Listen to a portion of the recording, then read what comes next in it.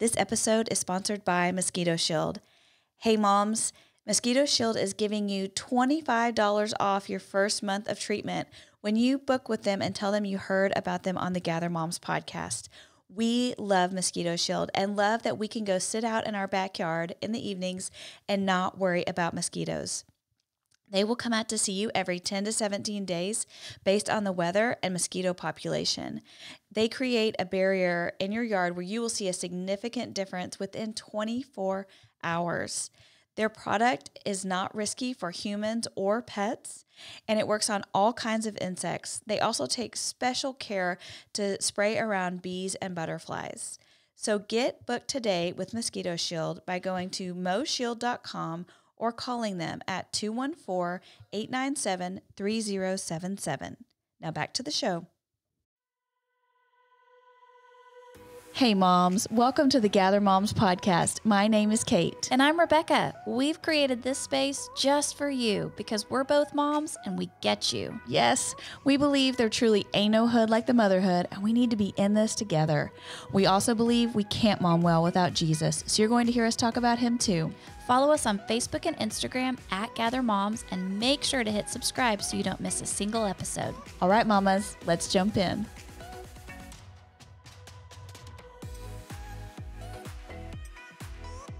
Hey moms, welcome back to the Gather Moms podcast. We are so glad that you're here with us in our Mom Struggles series.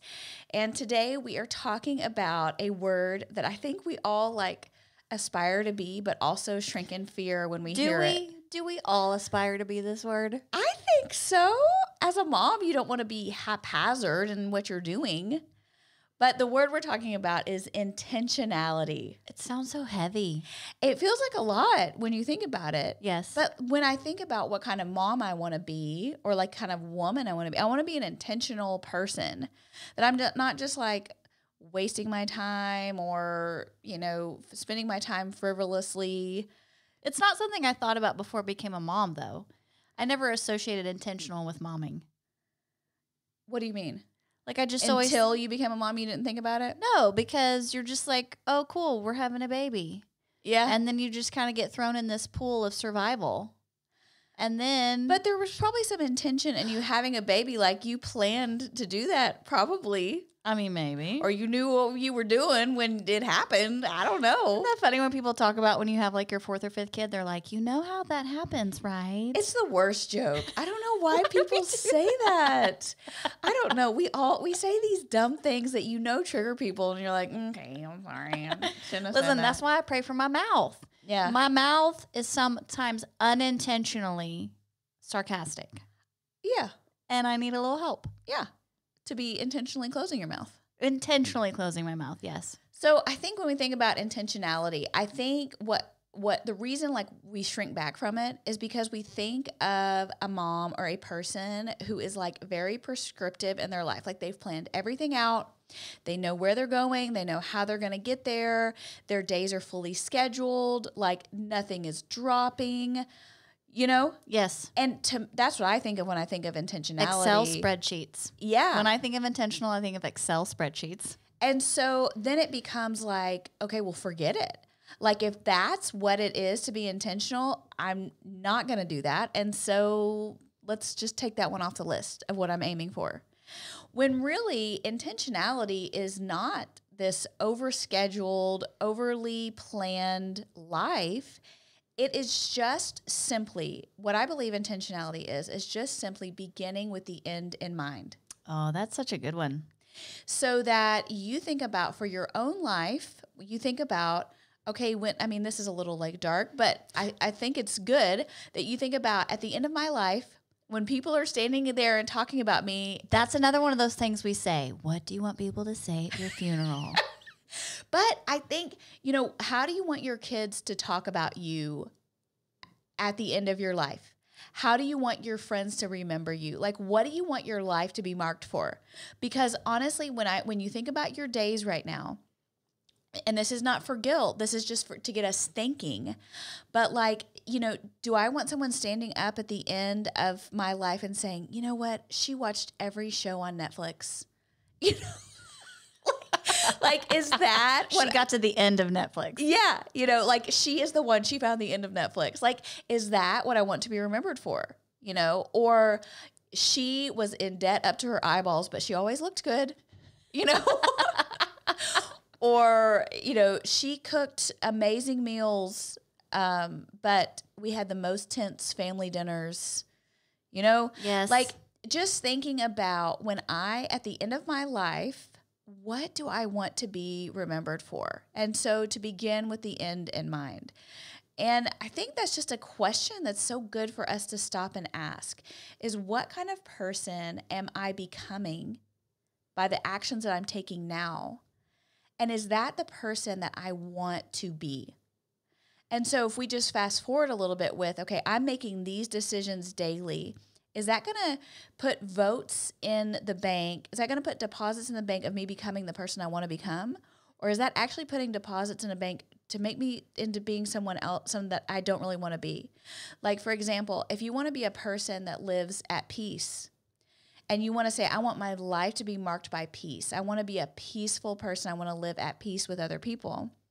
But you're spending your time on Facebook getting stuck in the comments, fighting with people. You are, you know, you get mad in traffic and you're honking. You hear about stuff on the news and it's keeping you up at night and you're having anxiety about it. Or you maybe you're even watching the news and that's not healthy for you, you know. But are you depositing things that are going to make you a more peaceful person or a more anxious person? So I think we just want to start thinking about like what decisions are we making that are helping contribute to who we want to be. I think this should be something they talk about in the hospital before you go home with that baby. Yes, because then that's the other question is, okay, so for my kids, when they look back on their childhood, how do I want them to remember their childhood? Because I can tell you for me, you know, my childhood was not, and nobody's is roses and I don't know, lilies. Like nobody has a perfect childhood. But what I can tell you about I specifically was raised with my mother in my home. And what I can tell you marked her and still marks her to this day is I could come to her with anything and I knew she was safe.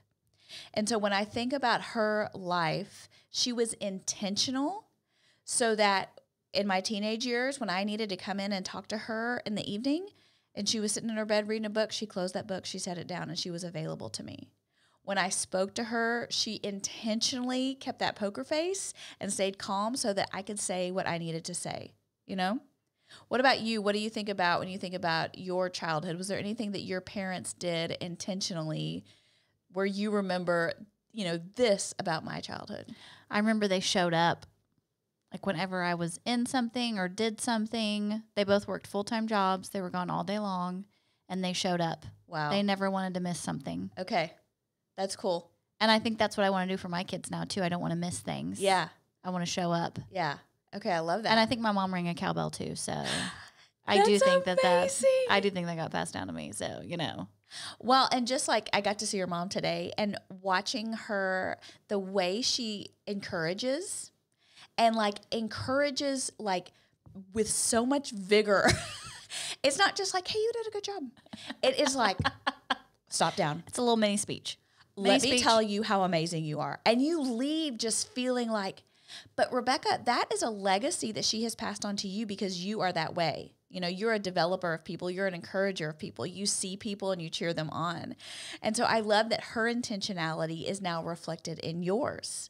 Well, and that's so interesting to me because was she intentional with that? Are there some things that like end up becoming who we are that we didn't realize at the moment we were being intentional about? Yes. But then they become this thing that we're like, oh, yes, now I want to be intentional with that because I see the fruit of it. Yes. And so that's the piece where intentionality, I think we begin with the end in mind, but that we remember that, you know, just like James Clear says in Atomic Habits, that we don't rise to the level of our goals, we fall to the level of our systems. So we always have to remember that we want to put into place practices and systems that are going to help us when we're tired, when we're worn down, continue to make the choices to become the person that we want to become. So, like, for example, think about, like, is there anything that you do every day without having to think about it? Make my spark. Okay. You just like automatically do that. Automatically. All right. Now, I want you to think back, though, to when you started drinking Spark. Okay, for those that don't know, Spark is like a little bit of like an energy. Is it a health drink? Do we put it in the health drink category? It's definitely a health drink. Oh, okay. It's a healthy choice that I make every day. Yes, it is. So do you remember what propelled you to start drinking Spark? I was tired and we weren't coffee drinkers. And so I was like, I need something to help like get me going in the morning. Okay. And when you started, did you remember every day? No. It takes time. Okay. That's my whole point with intentionality is I think typically the way that we become intentional with something is we recognize an issue. You recognize, hey, I'm more tired than I want to be. Like, this is not the person who I want to be. I want to be a person that has more energy, that's present for my kids during the day. So then you make a decision. Okay, now I'm going to make an investment and I'm going to start buying this product. Oh, it's an investment too. I'm telling you, that ain't cheap. So you make an investment and you say, okay, I'm going to make a change. And there's a little pain there. Anytime we start making a change and we add in a new habit or behavior, there's a little bit of pain and tension. And you may do it one day and you feel good, and then the next day you're like, dang, I forgot to make my Spark. But over time, the more that you continue to repeat that habit, it just becomes something that you don't even think about anymore. Right. Like, think about all the time that we spend reminding our kids to brush their teeth when they're little. You know, like it's like every day. Did you brush your teeth? Did you brush your teeth? Did you brush your teeth? I think teenagers too, we still have to remind them. Okay. But now as a grown woman, nobody reminds you. Nobody's reminding you to brush your teeth because you know you want to be a person who has good, healthy teeth. And you've been brushing your teeth now for 40 years. And so you just do it twice a day without anybody having to remind you. So there's little things like that. There's just practices we have in place. Like when you become an adult and you have your own mailbox for the first time, you might forget to go check the mail because it's not, your parents always did it. Yeah. But then at some point, you just start checking the mail every day. Like you just like do it. I feel like when this podcast airs in 20 years, people are going to be like, what's a mailbox? Oh, for sure. For sure. We're totally dating ourselves here. Or like for us on Tuesday mornings, when we first moved into this house, there was a new trash schedule. And for a little bit on Tuesday mornings, we would wake up and we'd hear the trash truck at 8 And you a.m. make a beeline in your robe. You're like, stop. I have on my nightgown, no bra. You're running out there to try and get that trash can out, And now we have a system. Yes. And so nobody's flying by the seat of their pants. We're just getting that trash can out when it needs to get out. And so that is what intentionality is. Intentionality is recognizing, hey, this is an issue, or this is a problem, or I'm seeing something in my home, in myself that I don't like, or I feel like is missing. And so I'm going to make a change in order to make it work. I just shared on social not that long ago, and it was the silliest analogy, but people kept complimenting me on my eyelashes, and they were saying, your eyelashes look so great, And then I realized, oh, yeah, it's because I've been using my serum. And this eyelash serum that I use, when you start out, you apply it every night, and it was just like your Spark. It was expensive. But I have 5 hairs. And so my eyelashes are the same. They're like very thin and fine. She has more than 5, y'all. She's being dramatic. They're very thin and fine. And so I would just get so frustrated trying to put mascara on because, it's like, okay, well, you're where just does trying that to find go? them. Yeah, Where just are some they? little nubs, So I was like, I'm going to try this serum. But you have to apply it every night for 6 weeks. Before it does anything? You start to see anything. And so you just apply with hope. You're just applying. Do you have to buy more than 1 bottle in 6 weeks? I feel like this is a marketing scam. No. Okay. I buy 1 bottle a year. Okay. And then once it's out, then then I go for a while. Then I'm like, oh, I've got nubs again. And then I buy a new bottle. Okay. But now that I've done it a couple times, I know that I just have to apply with hope because those things are going to grow. And that's exactly what intentionality is like. That we are just out here, we're saying, okay, I know this thing needs to change. So you may be looking at your life and you're saying, okay, I need to be more intentional about my health. I feel like trash. I am struggling to get out of bed in the morning. I am having to drink coffee all day. My clothes aren't fitting well. My hair's falling out. Like all kinds of things happen to women. Ooh, I've heard these things all in the last 2 weeks from people. Yes. And so then you have to go, okay, I need to be more intentional about my health. which means, ma'am, that then you have to start making some phone calls and make doctor's appointments. You have to start investigating. You're going to need to try some new supplements, right? Mm-hmm. But you make the decision to say, this is not working. I want to be a healthy person, so I'm going to make votes. I'm going to put deposits in the bank to be that person. I'm going to make these decisions. I like that you said apply with hope. Like, that's an interesting concept to me because that really is a lot of life.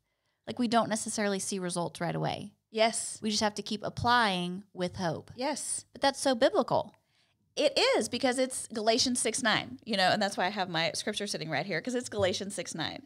And, I love this scripture because it says, I'm trying to get to it, but it says, let us not get tired of doing good, for we will reap at the proper time if we don't give up. And that's the idea of applying with hope. And I love this idea from the scriptures because it's this farming concept, and farmers get applying with hope. Oh, they got so much hope. Because they're putting those seeds in the ground, this soil that they've worked, they're putting these seeds in the ground. And then you don't see nothing. They're watering, they're fertilizing, they're watering, they're fertilizing for a long time before a little bitty green shoot starts to come through the ground. Right.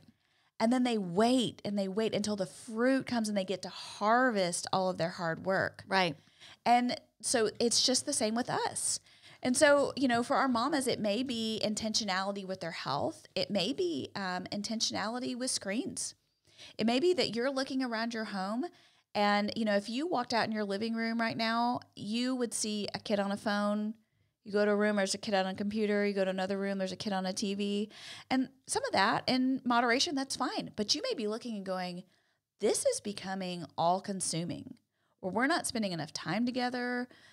They are getting more time with their screens than they are getting with real people interaction. Yes. And you go, okay, we're going to be intentional in this area. And you make a plan and you start applying with hope. And eventually you're going to see the fruits of that. It's such a good conversation to have, too, when I think about, some of our life is very scheduled. Like, we have things we have to show up for and do. But then we're about to hit summer where the schedule kind of goes out the window. Yeah. And if you go into it without any intentionality, it quickly gets away from you. And then you're having to reel it back in. So this whole idea of kind of thinking ahead to apply with hope, that by the time I get to the end of the summer, I look back and go, oh, that was great. Yeah. Well, and so something that we do in our family is as summer starts, we sit down and we go, okay, what are your goals for summer? Remember at church one time we did an initiative where it was called Intentional Summer. And that really helped me think about, okay, we have an opportunity here where these kids are home for a couple of months and we can lean in some areas that we may not normally have time to lean in on. And so we sit down and make goals with them and kind of come up with a plan.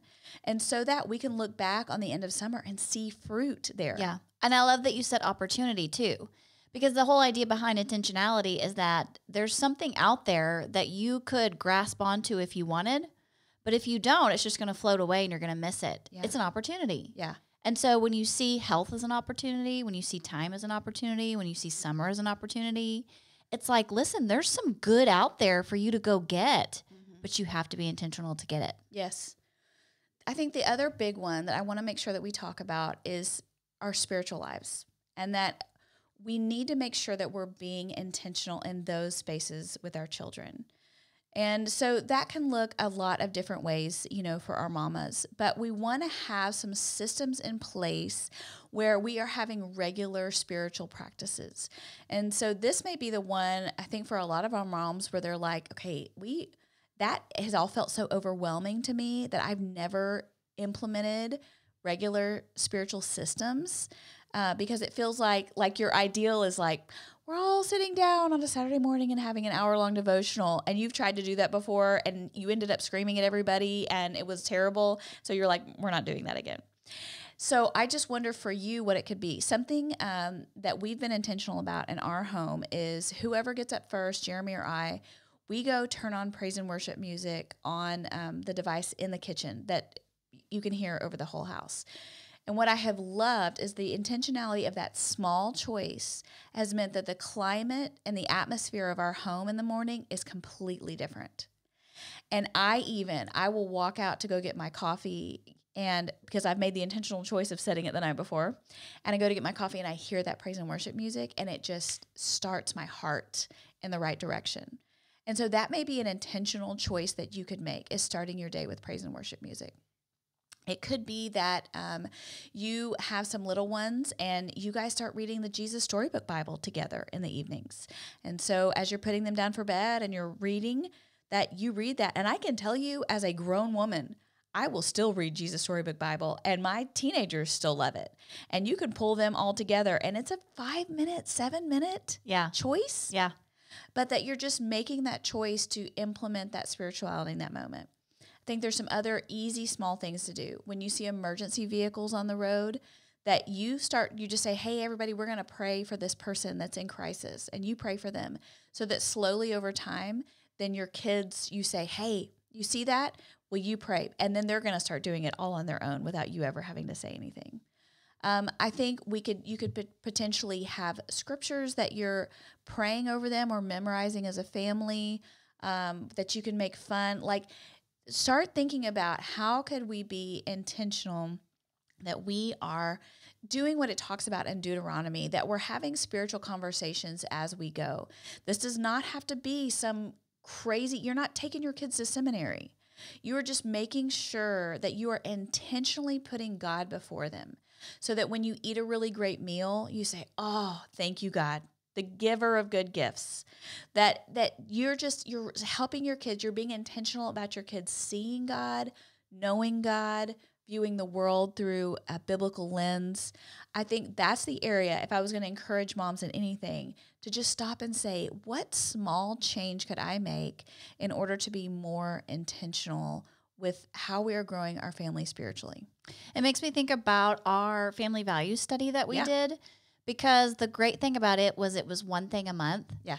And that feels so much more doable than like 12 goals for the summer. Yes. But like one a month, one in June, July, and August, where instead of trying to create this total like schedule shift of everything's different, it's just taking one idea that you're like, hey, let's be more kind this month. And then everything just kind of fits in that funnel. Yes. And really, you can almost make anything happening in the day go towards whatever your topic is for that month. Yeah. And for a mom, with busy kids, and even if you've got a busy summer, because some of us have busy summers with camps and vacations and stuff, and you're thinking, I don't have time. Yes, you do. You can actually do this. Yeah. It's not like an unreachable goal. I agree. And so let me just say, if you wanted to do family values, you can find that on Amazon. And then like what Rebecca's saying, there's 12 biblical values they're biblical character values that we're trying to pass along to our children. And so you could pick 3. It could be resilience, kindness, responsibility. And you take each month and you read that lesson, and there's all these very practical ideas of how you can do that with your family. And then you just spend the month of June talking about kindness. Mm-hmm. And you do acts of kindness together. And, you could do it where it's a theme, where you're thinking about a theme. A couple of other ideas would just be like, as you're putting your kids to bed at night, that you're saying a scripture over them. As you head to school in the morning, you guys are praying on the way to school. Like, there's just some little things that you can do in order to be intentional there. I think that when we do that, when we start to make those decisions, like we said, there's going to be some pain in the moment. It might cost you a little something. You're probably going to forget. But if you will stay with it, you will look back in a year or so and go, oh, wow, we have been doing this consistently now for 2 years. And how did that even happen? Well, because you made one small decision, and then one more small decision, and then one more small decision. And so if we can remember to brush our teeth every day and not even think about it, you can do some of these things every day where it just becomes something that is a healthy part of your life. And I want to encourage you, this is exactly what we're doing with Good Day Gather. That was our whole thing is, we've got this May-cember that we call it coming up. May is the sneaky December of the spring, where we've got Mother's Day and graduations and end of school things. Is your calendar full right now with the end of school things? Listen, it gets fuller every day, because every day I get an email with a new thing that I have not added to the calendar that must be added to the calendar. I'm like, how many things can we have on one day? Hey, and can I say to you, the kids are getting out of school really early this It feels early. It feels super early. I'm like, keep them. Can you keep them? Listen, Judd told me they were getting out on a Thursday, and I was like, no, you're not. We always get out on a Friday. He's like, no, Mom, I think it's a Thursday this year. I'm like, how dare they? How dare they not make them go till Friday? What are we doing? Honestly, I think it's like May 23rd. And I'm like, rude. Memorial Day, friends. Memorial Day. You need to go a little longer. But it just, they come home and it's like, it can kind of, you're already filling up your calendar, and then they come home and you're sweaty and there's just a lot. It can just feel like a lot. And so I know that for myself, a lot of times I get to the end of May and I just kind of feel, yeah. Because as these new things come in, a lot of my good habits start slipping. Yes. Because I'm just kind of trying to keep up. And so that's really what we want to do with Good Day Gather is say, okay, wait a minute. It doesn't have to be this way. If we were intentional with how we spend this month, then we could actually end the month by being like, okay, I'm better than I was when I started it. Yes. And now I have some really good habits to help me going into the summer to now have a healthy, successful summer. And so for Good Day Gather, we're doing 4 weeks in May. And the first week is called Good Morning Gather. We're going to work on some morning routines. We have challenges there. The next week is Get Moving Gather. We're going to challenge you to move your body. The next week is Good Evening Gather, where we have some really cool evening practices to help us have better evenings. And then the fourth week is Get Help Gather. And all of these where we're going to challenge you to ask for help in some areas or to like unload some things you've been doing that maybe your kids should be doing. Which technically might be the first week they're out of school. Perfect. Listen. Hand them a vacuum come cleaner. on, kid. That dishwasher is calling your name. And so, just to look at those 4 areas of our lives. And the reason we picked those was because if y'all remember, we did the mama check-in survey and we got all of this feedback back and we realized, okay, our moms, number one, are not getting enough sleep. They're not moving their bodies. They're not getting enough help. And so we intentionally created this month to kind of help shift some of that. So let me tell you about this week. Today when you're listening to this episode, this is Monday. This is the first day of the week, and you can join us to do this. What we're doing to have more intentional mornings is we're starting each day by drinking water. So before you go to the coffee pot or the Spark, you're going to go and you're going to drink a big glass of water. And why do we do that, Rebecca? Because studies show that water helps hydrate your body because you've been asleep all night with no liquids. And then when you hydrate your body, your brain works better. You feel more awake and more excited for the day. That's right. Yes, because we did Good Morning Gather when we did that initiative and we had looked at all this research about how to have better mornings, and that was a huge factor. Yes. And we saw how much it helped us. So that's the first thing is drink water. Then breathe and stretch. So often we are just like rolling out of the bed and here we go. You're waking kids up. You're trying to get your clothes on. And so we want you to get out of the bed, go drink your glass of water, take some deep breaths, and just stretch. So if you have not been moving your body, if you move and you go for a walk or whatever you're doing, go ahead and do that then. But otherwise, you can start slow and just take 2 minutes and just do some stretches. And then we want you to talk to God. And so take a few minutes, and if you have not been talking to God, then just know that you can just sit there on your knees and you can just say, hey, God, it's me, Kate. I know it's been a minute, but you just talk to him. Just take a minute and talk to him. If you would like, you can open your scriptures. You could turn to a book like Galatians or Colossians and just read a little segment a day. That would be a great way for you to start your day talking to God.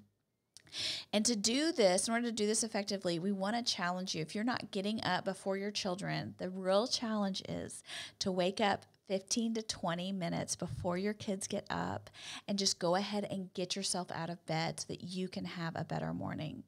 The other challenge is that you would not look at your phone until these things are done. That is our habit. At some point, though, we made a choice to open our eyes and look at our phone. Yes. And so that has become our habit. Over time, we continue to become that person. I'm a person who wakes up and looks at my phone. I honestly don't want to be that person. I want to be a person who wakes up and thinks about God and starts my day talking to him. Does that mean we have to get an alarm clock? How am I going to get up? I don't know, but you could stop an alarm and then not look at your phone. But it's going to take a lot of willpower to do that. But, that we would just, don't open it up. Don't look at email. Don't look at text. Don't look at social media. None of it. None of it. Just get up, put your phone down, and do the good habits. And over time, you'll start to see, then you become that person. You become a person who gets up and is not looking at her phone. You become a person who gets up and drinks water and talks to God and stretches, so that by the time you go wake your children up or they come to see you, which they often do, you are ready for the day. Instead of playing catch up all day long, you have already taken that time to prepare your heart and soul so that you are ready for the day. I think it sounds doable. Like, it really does. That is something that I could get on board with. I could say, you know what, for the next 7 days, I'm going to do this. Yes. Don't think about it in long terms, like months or years. Just go, the next 7 days, I'm going to do this. Every morning, I'm going to get up 15 minutes early. I'm going to do these 4 things. I'm going to be ready for the day.